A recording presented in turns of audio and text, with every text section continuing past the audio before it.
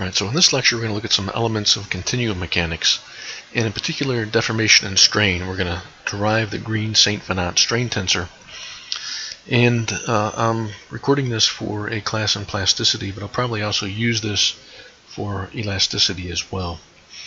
So I'm going to take a kind of a general approach to it that doesn't define what kind of constitutive relationship that we have. In fact, its derivation just doesn't depend on that at all. So I'm going to start with a body in the original configuration that here we have on the left, and it's going to go through some sort of deformation. It's going to be moved, it can be squished, it can be pulled, whatever we have going on in there. And I have a coordinate system in which I'm going to express my points. So my original body that I have right here, I'll call this capital R. In my deformed body here, I'll call script R.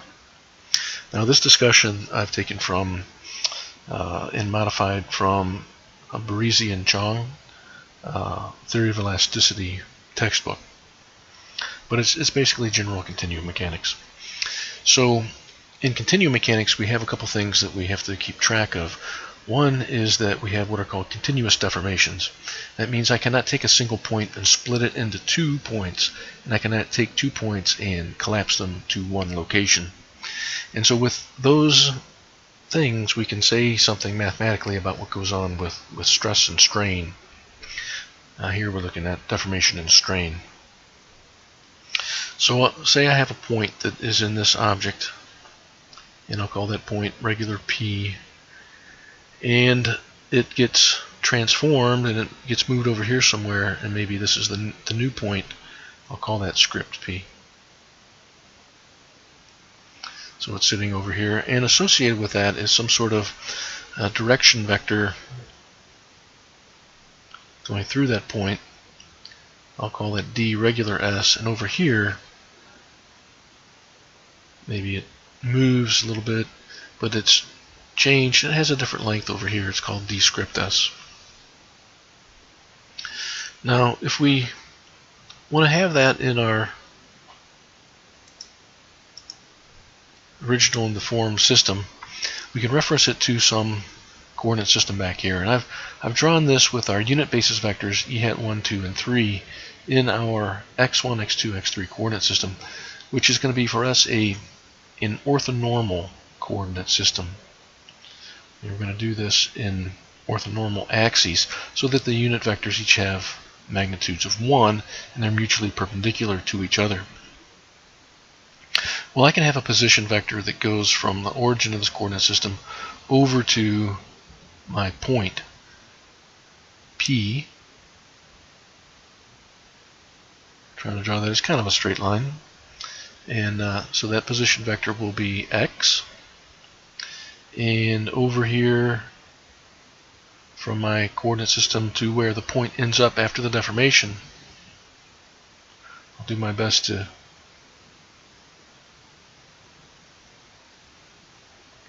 reach that point. That new position vector location, that's going to be xi. And if we want to connect the point P to the script point P, we can do that.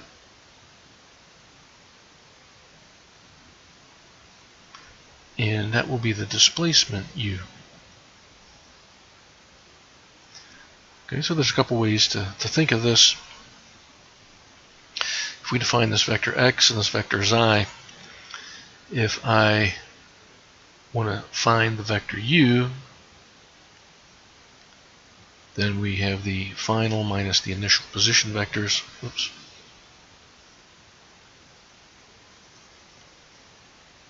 Final minus the initial position vectors. Or we can take a look at this diagram and see that if I end up at xi, that has to be the sum of x and u. Now each of these vectors we can represent in this coordinate system, and we've talked at this point about our index notation. So the vector x could be expressed as components xi, e hat I. The vector xi can be expressed as xi I, e hat I in our original starting coordinate system. And this transformation from this point in the original configuration to the point in the final configuration we can represent as P located at point xi, x1, x2, x3 gets transformed into this new system script P, which have coordinates of xi I. So this point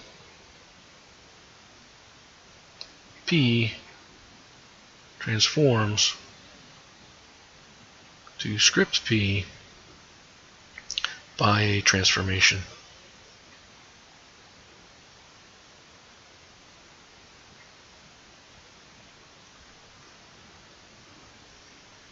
We can say that the coordinates in the new configuration, the xi I, can be then a function of the original position.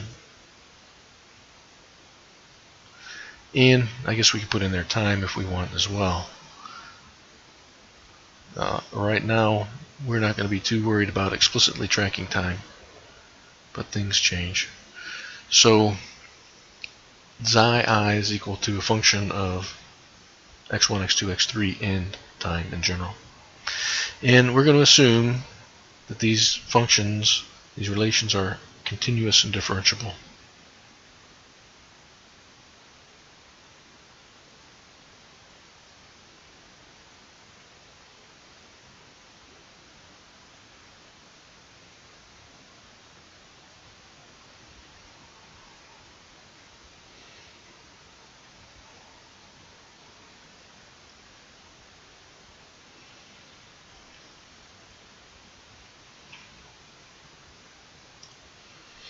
Okay, without getting into the details of exactly why this works out this way, we're just going to state that this condition of being continuous and differentiable will lead to the Jacobian being non-zero, where the Jacobian is defined as a matrix of each one of these components, xi1, xi2, and xi3, the partial derivative of them with respect to each one of the original spatial coordinates, x1, x2, and x3. So I'm going to go ahead and complete this matrix out. I'm trying to be very careful with my subscripts. It is easy to write these subscripts wrong when you write a lot of these things out.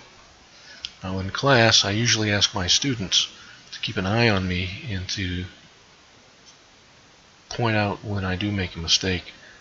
I usually try to catch it, and I don't do too bad of a job, but mistakes in subscripts can happen. So do keep an eye on me in this video as well.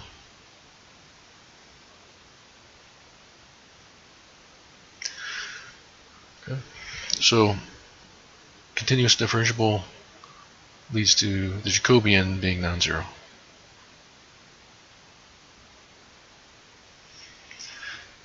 Jacobian is the determinant of the partial derivatives of the xi with respect to each xi. While we're here,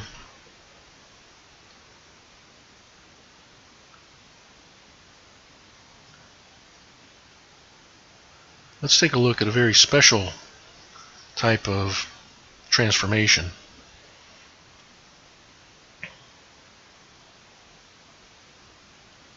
Let's look at the transformation where xi1 is equal to x1, xi2 is equal to x2, and xi3 is equal to x3. This is kind of a degenerate transformation. You have an object, a body. Every single point on that body stays exactly where it's at. So its final positions are the same as the original positions. Well, in this case, our Jacobian would be 1 along the diagonals and 0 everywhere else.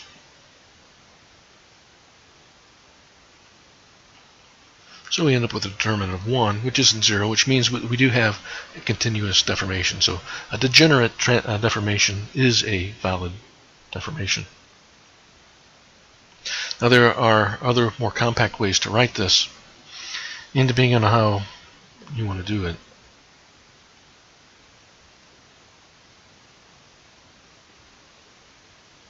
You can say that the Jacobian J is the determinant of the matrix formed by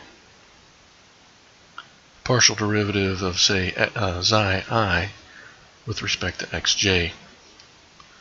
Now, I've used the comma notation, and just in case we haven't talked about that yet, psi I comma j is equal to the partial derivative of xi I with respect to xj. It's just a compact way to write that partial derivative. So now we can take a look at our displacement of a particular point. We have this u vector is equal to xi minus x. In terms of components, we can say the component of the u vector, 1, 2, or 3, ui, I is a free index, is equal to xi I minus xi. Of course, we can also rearrange this and write it in terms of xi, like we had with the vectors. These are the components now expressed in our coordinate system. Xi I would be equal to, let's write it this way, xi plus ui. And if we wanted the partial derivative then of xi I with respect to xj, then it would be the same as taking the partial derivative of this term, psi I plus ui with respect to xj, should be the partial derivative of xi with respect to xj plus the partial derivative of ui with respect to xj. Now we know this term right here is our Kronecker delta. Only if I and j are the same subscript, 1, 2, or 3, will that partial derivative evaluate out to be 1. Otherwise it's going to be 0. And for a shortcut notation, if we want, we can use that comma in this instance as well. This would be the partial derivative of ui with respect to xj, or ui comma j. Okay, so partial derivative of xi I with respect to xj, which we can rewrite as ui comma j, is equal to this term right here. So we can express our determinant then, our Jacobian, as the determinant of psi I comma j, or we can say that it's the determinant of Kronecker delta ij plus ui comma j. So we can express this in terms of either our final coordinate positions, or maybe somewhat more naturally we can think of it as a determinant in terms of displacements, but we also have that Kronecker delta ij term in there. You have to be a little bit careful with this. If you are given a displacement field, then we're going to have 1 plus partial of u1 with respect to x1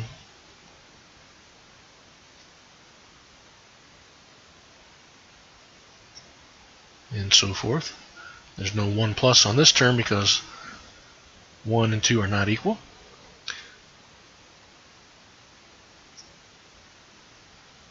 We will have partial derivative, we'll have 1 plus partial derivative of u2 with respect to x2 right here.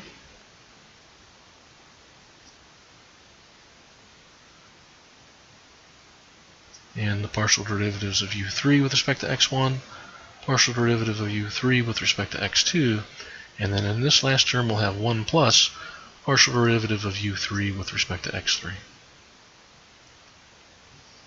Common mistake that I'll see students make is that if they're given displacements, they'll remember the Jacobian has to do with partial derivatives, but a common mistake is they'll forget the 1 on the diagonal when you're writing it in terms of displacement. So be a little bit careful there.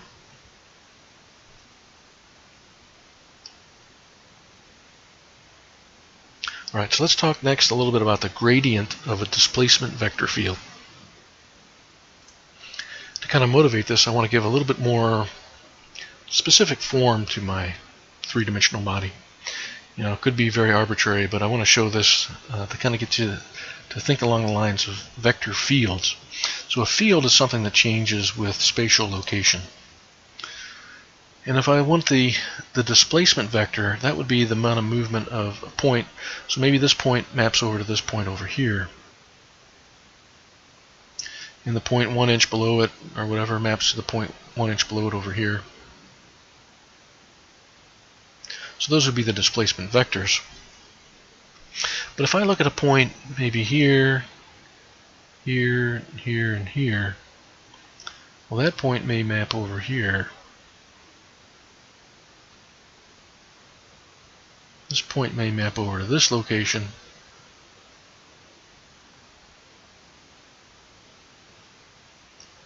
And so forth. So while the displacements between these points are the same, over on this corner, I have a gradient in displacement vector from this point down around here to this point. And every point in between maps along this arc. So that's what I'm talking about when I mention the term a gradient of the displacement vector field. So the gradient between here and here is constant. If I look at several points, each point has displaced the same amount. But if I look at the gradient of displacement along this path, then that gradient is different. That is a changing displacement vector field. So when we talk about strains, it's kind of natural to think that if you just pick up your object and set it down, you don't have any strains in it, in one sense. But if you take that object and squish it and set it down somewhere else, then you have a change in displacement vectors, in which case you will have strains.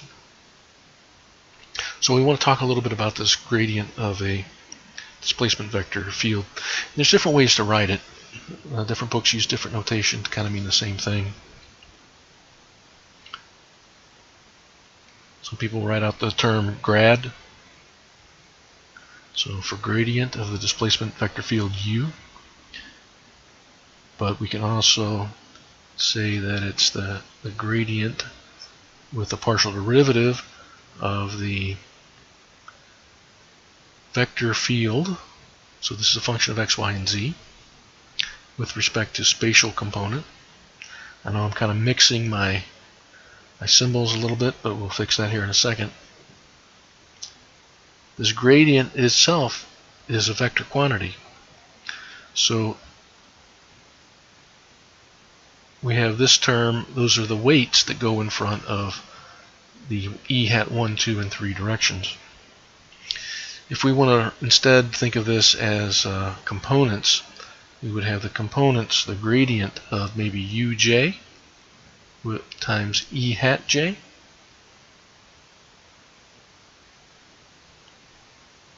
with respect to xi and e hat I. Well, we have a product of two terms and we're taking a derivative of it, so we know how to take care of that in terms of differentiation. We take the first times the derivative of the second plus the second times the derivative of the first, one way or the other.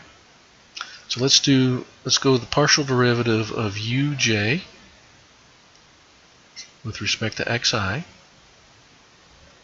We have the e hat I, and then we have then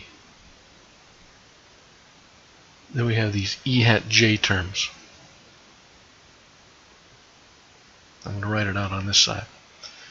Plus the uj partial derivative of the e hat j with respect to xi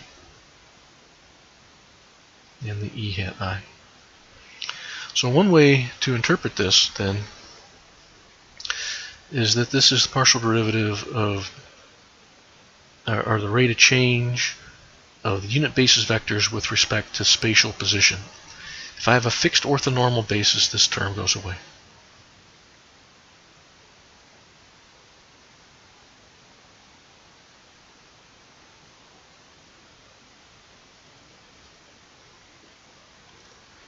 we'll take advantage of that convenience. If we don't have that convenience, then things get a little bit trickier when we do the math. So we're just going to take that for now. And this is common in elasticity. In general curvilinear coordinate continuum mechanics, you'll get into these extra terms that you have to deal with, if you indeed have them. So let's focus on this first term right here. This will be the term that we're very much interested in. So we're going to represent the gradient of u as the partial derivative of the displacement components with respect to position. And then we have this weird thing here. It's e hat I, e hat j. And there's no dot product in between them, so it's not a scalar. It's like we're doing something with two vectors. If you notice, we're summing over I and j, so by our index notation that we've already talked about, I'll go ahead and write it out. When we have a repeated subscript and we're in 3 dimensions, we do a summation from 1 to 3. Since we have 2 repeated indices, we're going to end up with 9 terms. And I will go ahead and write this out the long way at least once, just so we get the hang of it. But I'm going to start with, say, j and I both being equal to 1. I'd have the partial derivative of u1 with respect to x1, and I'd have e hat 1 and e hat 1. Okay, we're going to make j2 and 3.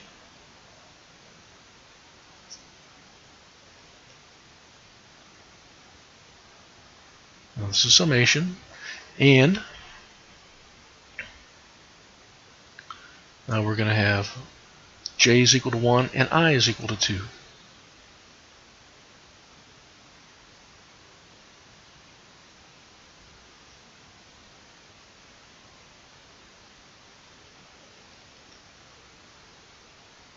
And we'll continue on.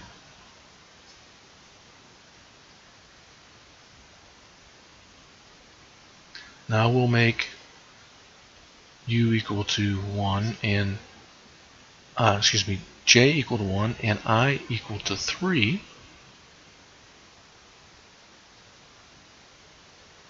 All these terms added together. And I'm trying to be careful here. I need to make sure I have 9 distinct components. Then my last term, partial of u3 with respect to x3, e hat 3, e hat 3. Well, we know that a vector has 3 components in our 3 dimensions, and we call that like a1, a2, and a3 component for the vector a. And we use like e hat 1, e hat 2, and e hat 3 for the basis. We can call them I, j, and k if you're more familiar with that. This is kind of weird. What we have here is we have 9 different basis terms.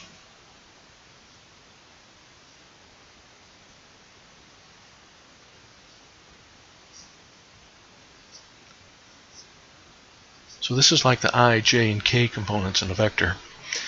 And instead of having just 3 weights out in the front of the components for I, j, and k, what we have now are 9 components out in front of this thing that has 9 components to it, 9 terms, kind of like I, j, and k, except there's 9 of them. Well, this ei, ej we can think of as a basis for second order tensors. And the things out in front of the e hat 1, e hat 1, e hat 1, e hat 2, and so forth, those are the weights, those are the components of a second order tensor.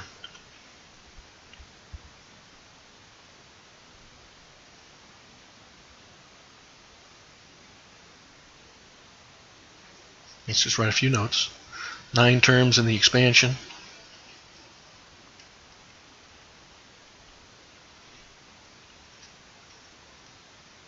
Partial of uj with respect to xi are the components.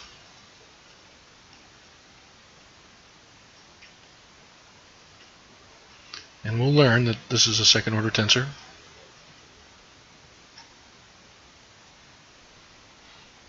and this thing E hat I, E hat J, it's not a dot product in between, forms a basis for second order tensors.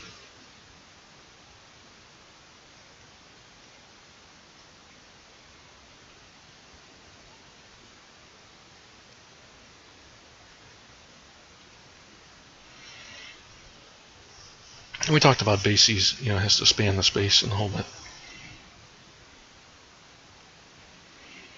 Alright.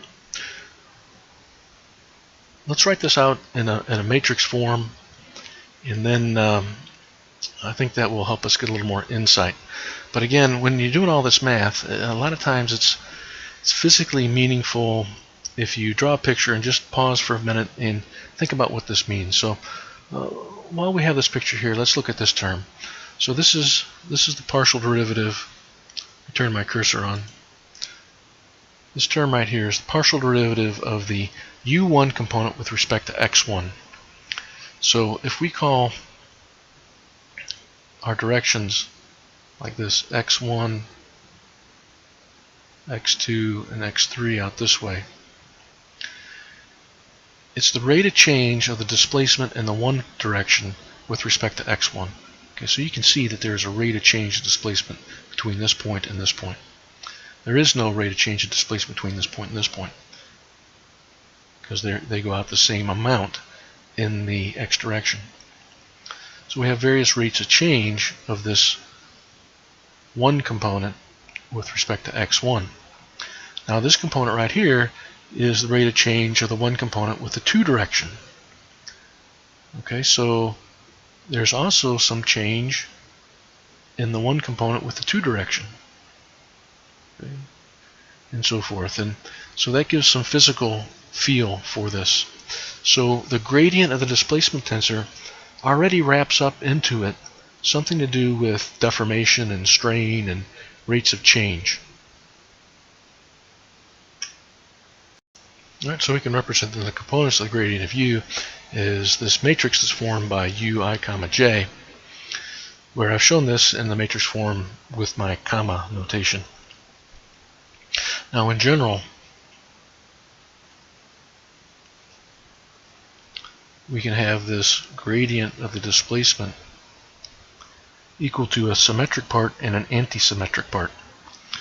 If you're familiar with linear algebra, you've probably done this in that class, where you have like a ui comma j plus a uj comma I term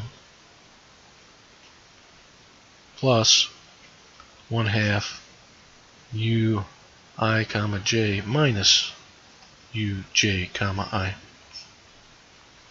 where this would be known as the symmetric part,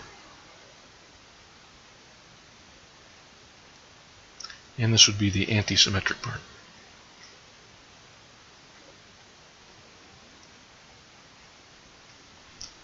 And we often represent this then as tensors. We call this one D. Since it's symmetric, the components of D, Dij are the same as Dji. And we call this one omega, where the components omega ij are equal to the negative of the components omega ji. And necessarily the ones on the diagonal are 0. Now if you're in fluid mechanics, this omega is related to the vorticity of the fluid. Alright, well let's take a look back now at what we want to do to relate the extension of that line segment in our original coordinate system to how it extends in the new coordinate system. So remember we had the ds and the d script s. So we're gonna work along those lines. Let's get back, let me call back our original picture, and then we're going to do a little bit of math to see what goes on under the continuum mechanics assumptions that we have. And to start us off, we need to have something that we call the total differential. So this is a term that you would have seen in calculus. So we know we have these functions I that can be expressed in terms of x. And if we want to find the total differential of this vector xi, it would be the partial derivative of xi with respect to x Since this is a partial derivative, then I would have straight derivative of x multiplying that. In terms of our index notation, the way we'd write this is d psi I would be equal to the partial derivative of psi I with respect to xj dxj, where we have that implied summation over the index j.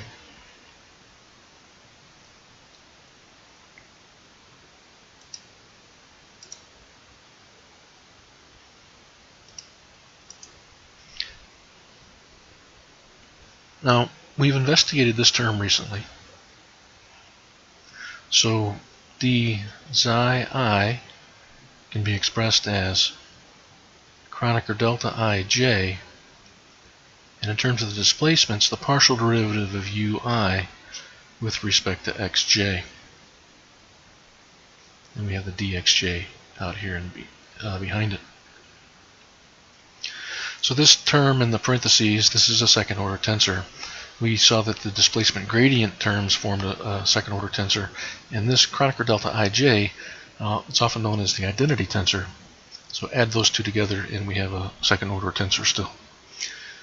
We'll get more into the details, the specific details of transformations of second order tensors and nth order tensors in a little while, but not in this lecture.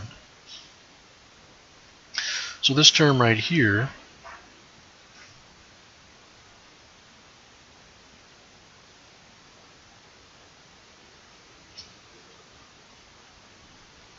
it's often defined as this term f sub ij, and that's the deformation gradient tensor.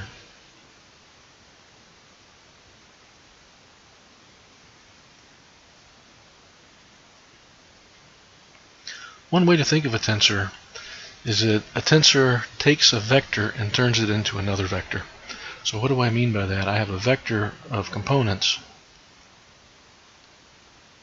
psi1, psi2, and psi3. I have this matrix that's 3 by 3 that has these components fij, and I have a little vector of lengths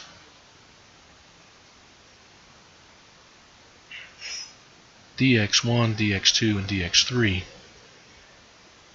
And so this thing operates on this vector of components and turns it into this vector of components. So that's another way to think of tensors. It's a little more, it's a coordinate-free type interpretation.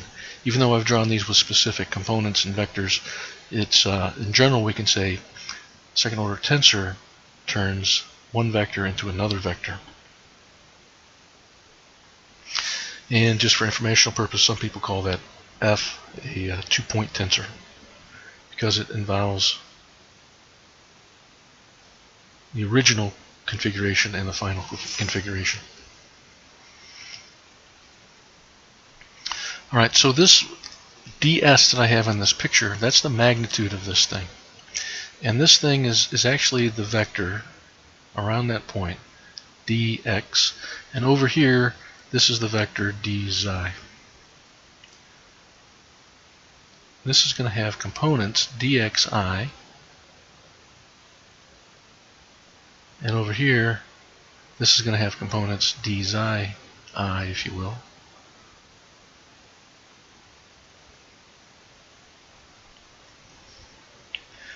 And the magnitude of these components is ds, and the magnitude of this is d script s.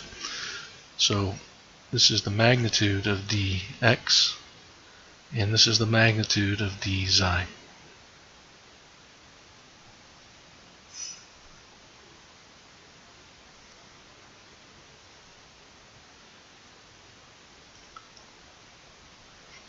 So let's find out what this length is over here and what this length is over in the deformed configuration.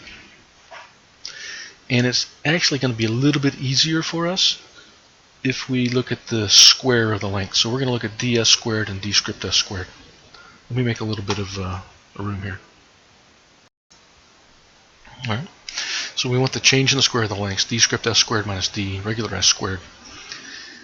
And we know how to find the magnitude. We take the dot product of a vector with itself and then take the square root, or we can say it's the square root of the sum of the squares of the components. But in our index notation, the way we're going to do this is d xi I, because we want that d script s squared minus dxi, dxi. And let's be careful. Let's use a different subscript. I'm going to stick with my notes. I'm going to use k. Even though they're not in the same expression, I want to have these separate for a reason. So let's call them dxk, dxk. In this expression, the I and the k are dummy indices. They could be freely anything else that we want, but let's keep them different for now. Right, on the previous page, we showed how we can find what this term is in terms of the displacement in Kronecker delta. So this first term would be like Kronecker delta ij plus partial of ui with respect to xj. Then we have the dxj. And we have another term just like it. Now the j is another dummy index that I've used. So I can't use it again in the same kind of expression. So I'm going to have, let's say, Kronecker delta IL plus the partial derivative of ui with respect to xl dxl. And then I'm going to have this term that I'm going to carry along, dxk, dxk. Well, the advantage of using the index notation is that we can manipulate matrices, essentially, in terms of algebraic concepts. So I'm going to take these and bring these out to the back, and I'm going to multiply these two terms in the parentheses together. So I'll have Kronecker delta ij, Kronecker delta IL, plus Kronecker delta ij, partial derivative of ui with respect to xl, plus Kronecker delta IL, partial derivative of ui with respect to xj, plus partial derivative of ui with respect to xj, partial derivative of ui with respect to xl. And then I have the dxj and the dxl that are out here behind there, and minus that term that we're carrying along, dxk, dxk. Now, one of the things that we learned about Kronecker delta is that it can act as a replacement operator on indices. And so we can contract a lot of these terms that have the Kronecker delta in them. For example, Kronecker delta ij and Kronecker delta il we can replace with Kronecker delta jl.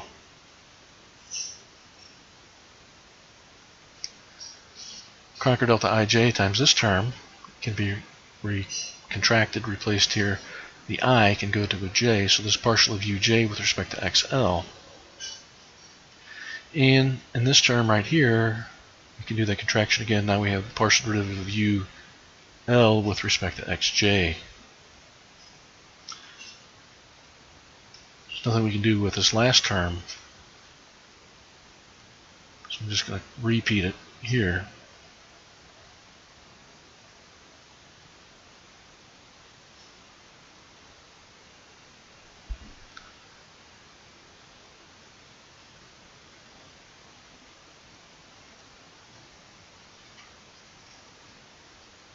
And we'll just copy these terms down. Let me make a little bit of room here. And we're going to do one more thing. We won't do this to all the terms, but this first term, we're going to multiply through by this term. So we have Kronecker delta jl times dxj dxl. So that's going to be like, we can get rid of either the j or the l when we do the contraction. Let's say dxj, dxj. And then all these other terms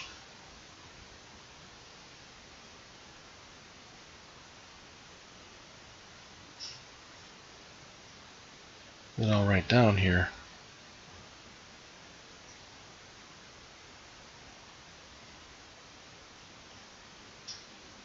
multiplied by dxj, dxl, and then we have the term that's subtracted off, dxk, dxk. Now the k is a dummy index, and so is the j in this case.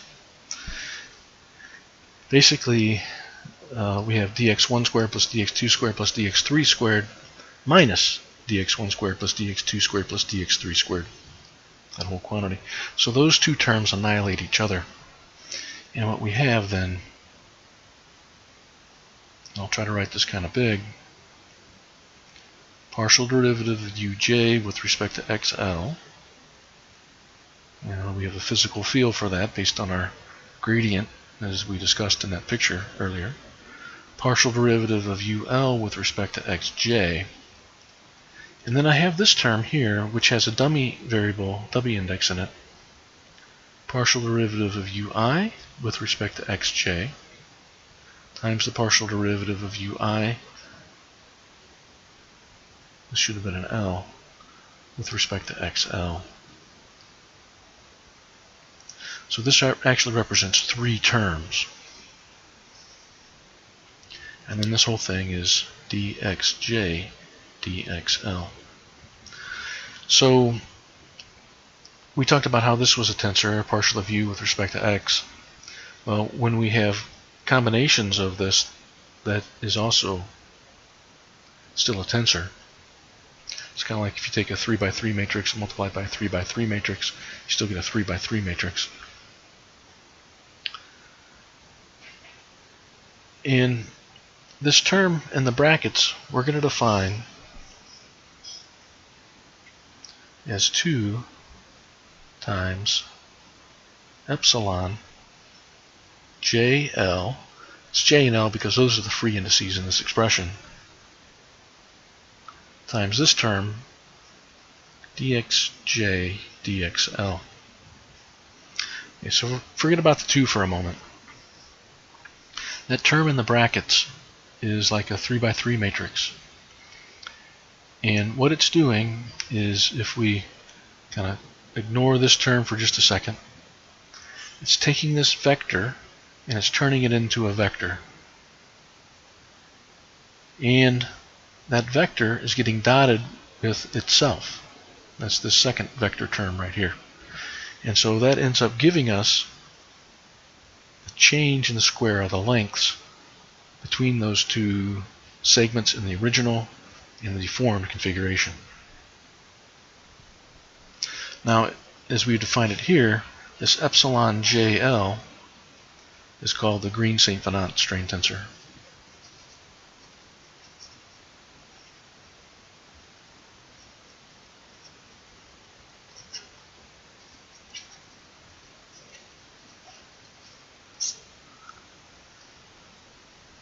Let me rewrite this in a little bit more standard way. Most people would write this as epsilon ij. So that can be easily done just by changing out dummy and free indices. Okay, so maybe in a little bit more standard fashion here. Epsilon ij then would be a half partial of ui with respect to xj plus partial of uj with respect to xi plus partial of uk with respect to xi, partial of uk with respect to xj. Well, k is a dummy index. And if you notice here, then, if we were to expand that out, we have 3 additional terms. Now, what I have done is I haven't left any terms out. This is an exact representation of the strain tensor. I'm not truncating any terms, I'm not doing any expansion, neglecting higher order terms. This is everything for this Green-Saint Venant tensor. Let's do something here. Let's take I equal 1 and j is equal to 1, and let's see what we get. The component of the strain tensor epsilon 1, 1, that would be 1/2 partial of u1 with respect to x1 plus partial of u1 with respect to x1. Now plus these higher order terms here, we have a summation over k, but the I and j remain 1.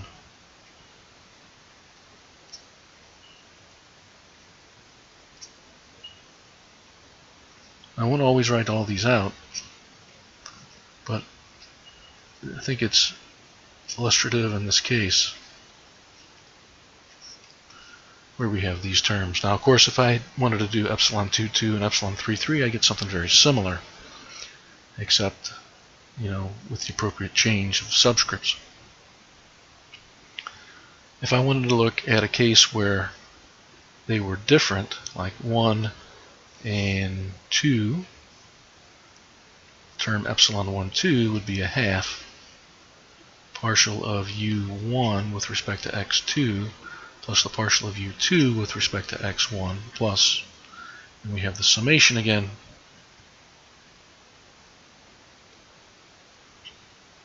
So be careful when I write these down. They're the partial of u1, 2, and 3 with respect to x1 and then x2 respectively.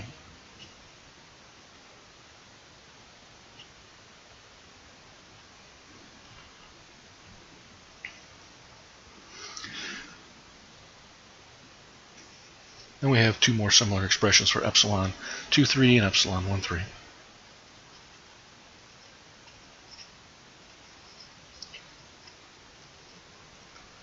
Now another thing we could have done, instead of having partial derivatives of this in terms of xi, we could have taken partial derivatives in terms of xi. So when we go back and we think about engineering strain, we say that strain is the change in length divided by the original length.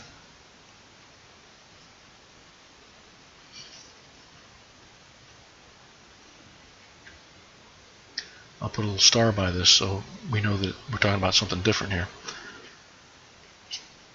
It's just kind of convention that we said, well, let's take our change in length divided by the original length. If we wanted to, we could have said, let's make up a new strain term and call it the change in length divided by the final length.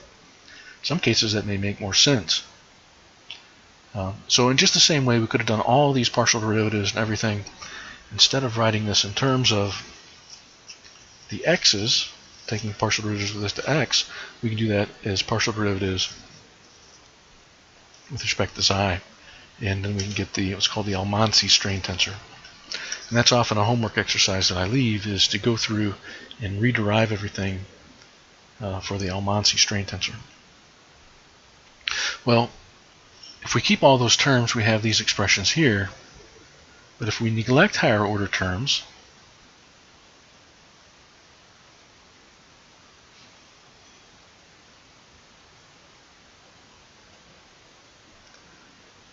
epsilon 1, 1 would be reduced down to, well, we have a half times 2, so that's 1, reduced down to the partial of u1 with respect to x1. We have similar expressions for epsilon 2, 2 and epsilon 3, 3. Epsilon 1, 2 would be reduced down to the partial of 1 half partial of u1 with respect to x2 plus the partial derivative of u2 with respect to x1. Now, in other classes, you may recognize the term in the brackets as the engineering shearing strain. And this is what's called the tensor shearing strain.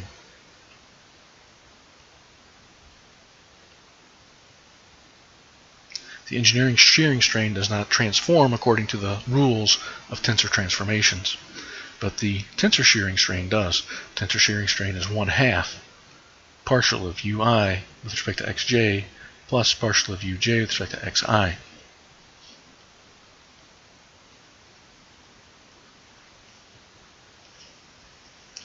So if you measure shearing strain with strain gauges and so forth, it's the gamma that you would typically measure. But again, doing calculations in finite element codes and other codes, you'd probably be using the epsilon shearing strain, the tensor shearing strain, because it behaves the tensor transformation laws. Okay, now you can do things where we can look at these components in more detail, and we can do series expansions. We can show how the engineering shearing strains related to the tensor shearing strains and so forth. But for this part of this lecture, I think that's where we want to take it. And again, what to get out of this lecture then is that we were able to come up with a measure of strain and get it exactly that deals with potentially large deformations.